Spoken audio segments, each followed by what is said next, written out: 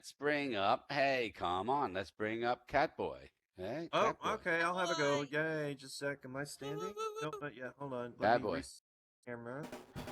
I have some props to get up on stage. Mm. Not right. Props. Love them props. Just two actually. I'm not going to be doing a big thing. But anyway, Lauren, you were talking earlier about Wikipedia. Do I trust Wikipedia? And the answer is yes, I Yes. do. Right? Wikipedia, they have like lots of articles that you can edit yourself. So a lot of people saying, well, that means that people can just sort of make shit up, and they do. But they do police it. And I will say this: there's one thing that people should know about Wikipedia. There are two IPs, major IPs, that Wikipedia bans to make sure there are no egregious edits done to Wikipedia.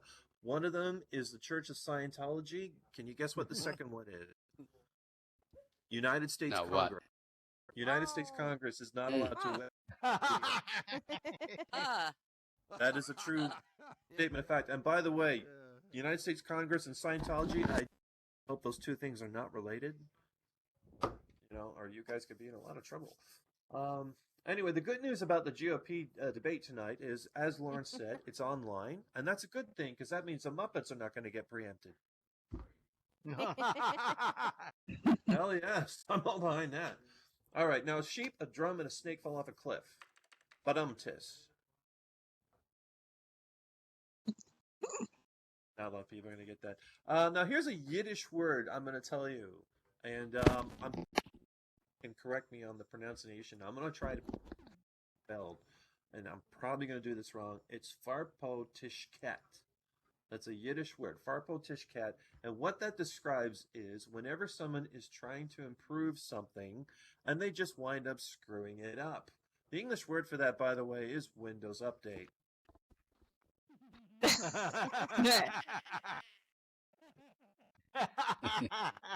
Now, a bunch of you might have heard there was a lot of protests going on this week. There was one in Missouri. I don't know about that one too much, but there was another one in Yale. Anyone hear about this? There was a protest in Yale. The students were upset with the professor who was the head professor there because he refused to create a safe zone that would ban offensive Halloween costumes. By the way, if colleges have safe zones, shouldn't they also have like a fuck you zone just to balance this shit out? And if you're trying to ban Halloween costumes, if anyone tries to ban sexy cat outfits, I will claw your eyeballs out. We know that. Don't go there. Yeah. Speaking of sexy cat outfits, I forgot to tell you last week. During Halloween, I had a bunch of 15-year-old girls drop by at my house trick or treating. They were wearing the slutty cat outfit.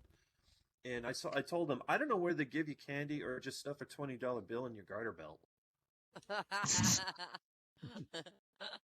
Okay, now I want to show you something. Who here has been hearing about the Starbucks cup controversy, which is today, right? The Starbucks cup.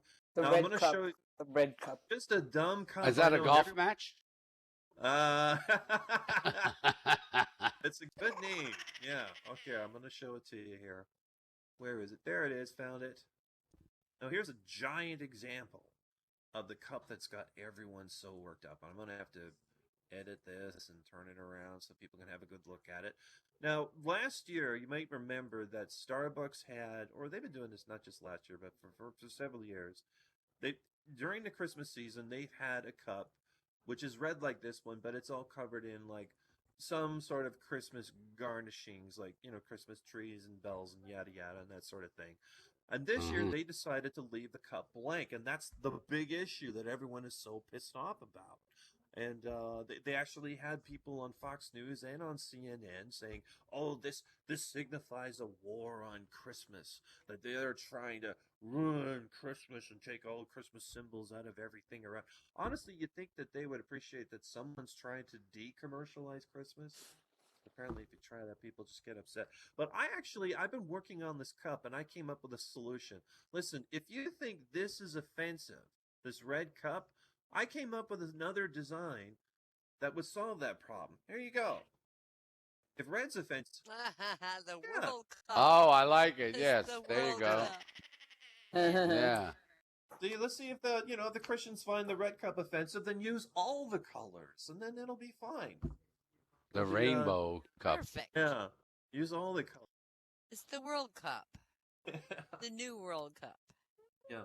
Now, did you see that episode this past weekend of Saturday Night Live? Donald Trump was on.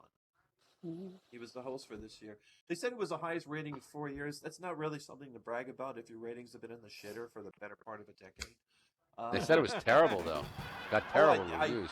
It was I'll tell you what, they went too easy on it. They really, really did. They really went too easy on it. And I think the fact that Trump wanted to host a show says that SNL has completely lost its edge. And honestly, I don't think they could cut Donald Trump with a hunting knife. Right? It's true. It's you know what? You don't want to be the comedy show that Donald Trump wants to host. You want to be the you want to be the comedy show that Donald Trump wants to burn to the ground, have everyone arrested, and hang for treason. Is the comedy show that you want to host, isn't it? Yep. And if anyone still has faith that Hollywood cannot produce decent comedy these days, Ryan Seacrest has a star on the Hollywood Walk of Fame, but you know who doesn't? Yeah, let me tell you who doesn't. Steve Martin, Gene Wilder, and the entire cast of Monty Python. They don't have, Yeah, I know. But you know what? I'm actually kind of cool with that, because if people like Ryan Crest are having a star in the Walk of Fame, that means that they have their names permanently etched onto something that's being pissed on by hobos and prostitutes. Now, here's a statistic I was reading earlier today, and I was really, really skeptical about this. I'm saying there's no way this is true. The statistic claims the average person in the United States... Another good one from... Who? What's that? I don't know Who's what that? Hello? Okay. I'll try again. I'll watch for it. Yeah. The statistic claims the average person in the United States has sex 90 times a year? You know what? There's one guy having gotten laid about 200 million times a day. Yeah. That's it. It's Wilt Chamberlain, and Gene, it's Wilt Chamberlain is the outlier that really threw out the mean for that average, Yeah, was it Wilt Chamberlain and Gene Simmons? I meant to say that. Now, I read that poll the other day. What is the worst gift you can give your spouse that cost under $200? I actually got first place for that poll. I said it's a gift that costs less than $20. That's the worst gift. If you're gonna get less than $200, you better spend the whole $200. Okay. What's the worst Christmas you can give a buddhist is a vacuum cleaner, because it comes with attachments. The worst gift you can give anyone here in this room is a Roomba, because Doc Grunt has got those jokes cornered to himself. Hands off. Now, I bumped into an old school friend the other day, and he started showing off, and he was talking about his well-paid job and his expensive sports car. And then he pulled out a photo of his wife, and he said, "She's beautiful, isn't she?" I said, "Well, if you think she's gorgeous, you should see my girlfriend." He says, "Why, is your girlfriend a stunner?" I said, "No, she's an optician."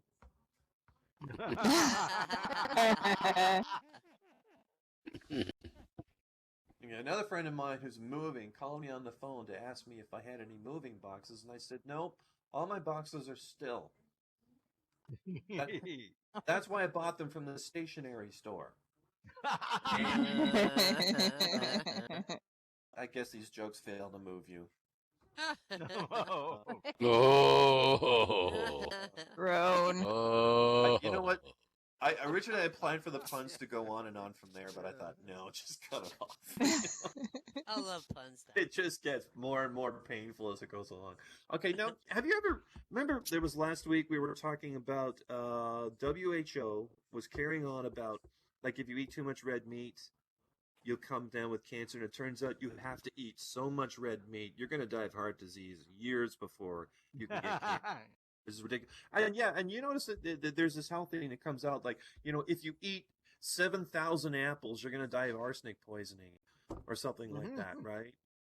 Because I'm trying. Well, no shit. there's like there's like a little bit of arsenic. Well, here's the latest thing that come out with that, and it's Slim Jims. They're picking on Slim Jims, and they said, Oh no, no, no. Not our Slim Jims. No, that's not yeah, cool. they're ripping on the Slim Jims, and they're saying if you eat 1,400 Slim Jims, you could die.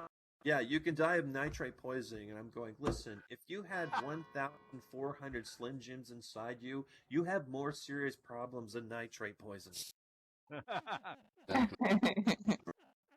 My God. Trying to pass that through. And there's another thing is Randy Macho Man Savage is coming to beat the shit out of you because you ate all the Slim Jims. Yeah, I know he's dead, but he'll come back from the dead. Let's see. How many ants does it take to rent a house? Does anyone know? This is a quiz. How many? 10 ants. Get it? 10 ants? 10 ants. Oh, Lord. Oh. 10 ants. Okay, that's the last bad pun for tonight, I promise. But it's not the last one.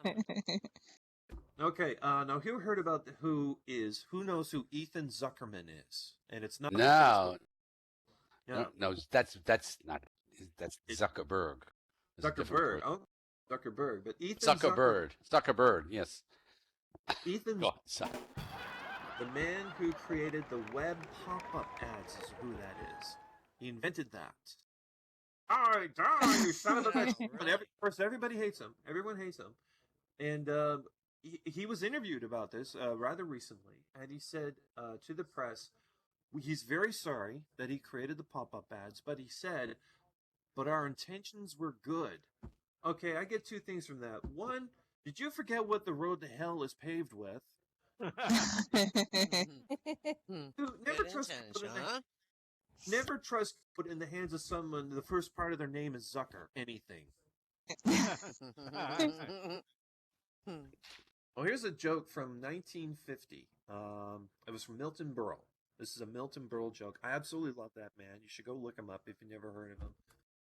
A great Okay. Burl.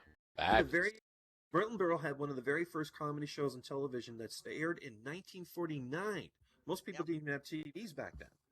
And here's a joke that he told me. He said, an old man living in Amsterdam feels the need to confess when he goes to his priest. He goes to the priest and he says, forgive me, Father, for I have sinned. During World War II, I hid a refugee in my attic. Well, the priest says, that's not a sin at all. That's actually a very noble thing to do. Oh, And no. then the old man says, yes, but I made him pay me 20 guilders every week he stayed. And, okay, and the priest goes, well, I admit that's not good, but it's for a good cause.